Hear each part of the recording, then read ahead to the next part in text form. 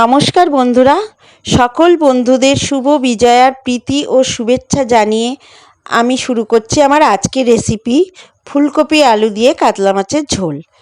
এই ফুলকপি আলু দিয়ে কাতলা মাছের ঝোল আমি কিভাবে বানাই সেই রেসিপিটা আপনাদের সঙ্গে শেয়ার করব। চলুন তাহলে শুরু করি। ফুলকপিগুলো ভালো করে কেটে নিয়ে আমি নুন গরম জলে একটু ভিজিয়ে রেখেছি। আর এখানে দুটো আলু কেটে নিয়েছি, একটা টমেটো কেটে নিয়েছি, আর অল্প একটু আদা কুচিয়ে নিয়েছি। এবার এই একটা মিক্সিং জারে এই আদা আর টমেটো আর 3-4টে কাঁচা লঙ্কা দিয়ে একটা মশলার পেস্ট করে নেব। মশলার পেস্টটা করা হয়ে গেছে, এক সাইডে আমি রেখে দেব।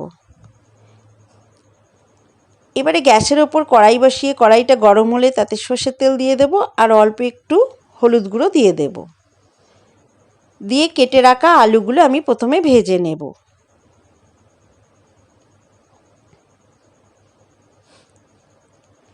সমস্ত আলুগুলো দিয়ে দিয়েছি। আলুগুলো একটু লাল লাল করেই ভেজে নিতে হবে।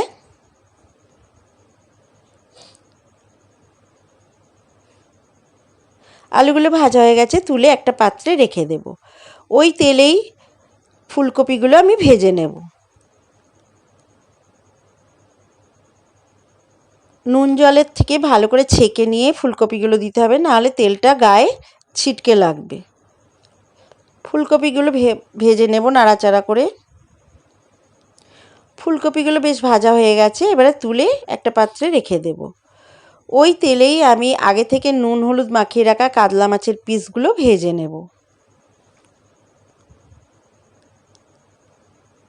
মাছগুলো সম্পূর্ণ একেবারে ভাজবো না, আমি দুবারে মাছগুলো দিয়ে দেব। দিয়ে মাছগুলো সমস্ত ভেজে নেব।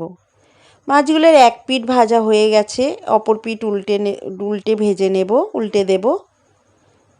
দিয়ে দু পিঠ ভালোভাবে ভেজে নেব। এইভাবে আমি সমস্ত মাছটা ভেজে নিয়েছি। সমস্ত মাছটা ভেজে একটা পাত্রে তুলে রেখেছি। এবার কড়াইতে যে মাছ ভাজার তেলটা আছে সেই তেলে অল্প একটু গোটা জিরে দিয়ে দেব আর 3টে তেজপাতা দিয়ে দেব। দিয়ে ফোড়নটা একটু ভাজা ভাজা করে নিয়ে আমি যে মশলার পেস্টটা করে রেখেছিলাম টমেটো আদা আর কাঁচা লঙ্কা, সেই মশলার পেস্টটা দিয়ে ভালো করে কষিয়ে নেব। অর্ধেক কষানো হলে এবার এখানে গুঁড়ো মশলাগুলো আমি দিয়ে দেব। হাফ চা চামচ হলুদ গুঁড়ো, হাফ চা চামচ কাশ্মীরি লঙ্কার গুঁড়ো আর হাফ চা চামচ জিরে গুঁড়ো আর স্বাদ অনুযায়ী নুন দিয়ে ভালো করে মশলাটা কষিয়ে নিতে হবে। এই রান্নায় মশলাটা যত বেশি ভালো করে কষানো হবে তত বেশি রান্নার টেস্ট আসবে, ঝোলটা তত বেশি টেস্ট হবে। মশলাটা কষানো হয়ে গেছে, এবারে আমি ঝোলের জন্য জল দিয়ে দেব। ঝোলের জন্য জল দিয়ে দিয়েছি। দিয়ে আগে থেকে ভেজে রাখা ফুলকপি আলুটা দিয়ে দেব। দিয়ে একটা ঢাকা দিয়ে খানিকক্ষণ রান্না হতে দেব। ঢাকনাটা খুলে এবারে ভেজে রাখা মাছগুলো দিয়ে দেব। দিয়ে আরও কিছুক্ষণ আমি ফুটিয়ে নেব, রান্না করে নেব।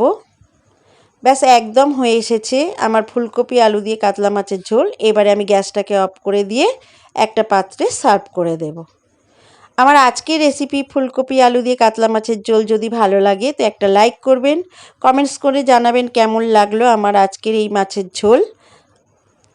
আর আমার চ্যানেলটা সাবস্ক্রাইব করার অনুরোধ রইল। সবাই ভালো থাকবেন, সুস্থ থাকবেন। আবার ফিরে আসবে একটা নতুন রেসিপি নিয়ে। সকলকে অসংখ্য ধন্যবাদ।